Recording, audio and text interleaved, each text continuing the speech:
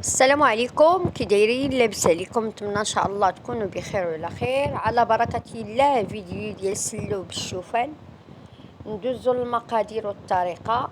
600 غرام ديال الشوفان، يكون حبه ديالو غليظه وبنيه، واللوز اما الرومي اما بلدي 600 غرام، حبه حلاوه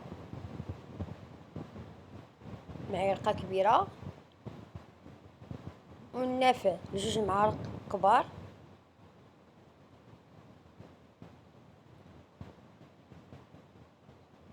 والرابعه ديال زرعه الكتان، وقبصه ديال الملح، والزيت الزيتون، و600 غرام ديال الكاوكاو الرومي.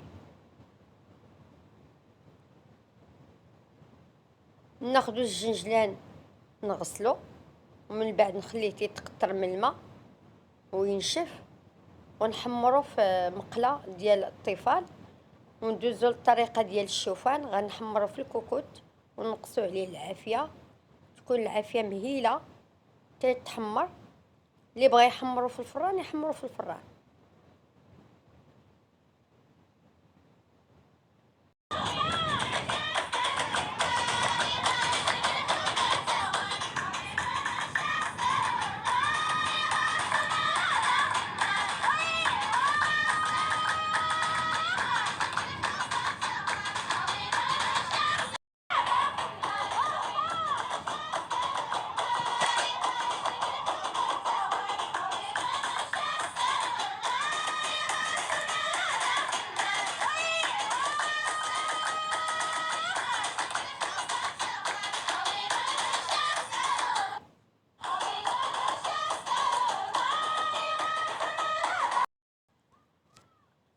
ندوزو للطريقه. ناخدو الطبسيل الكبير او الكسريه، نكبو فيها الشوفان المطحون، ونزيدو ليه 2 معالق كبار يكونوا عامرين ديال النافع، ومعلقه ديال حبه حلاوه،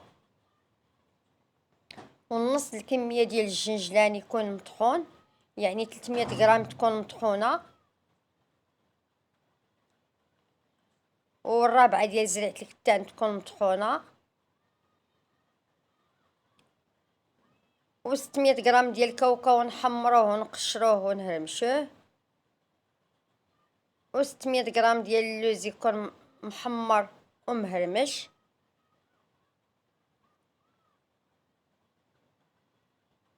وقبصه ديال الملح، و300 غرام اللي باقيه ديال الجنجلان يكون صحيح، ونص المعلقه ديال القرفه.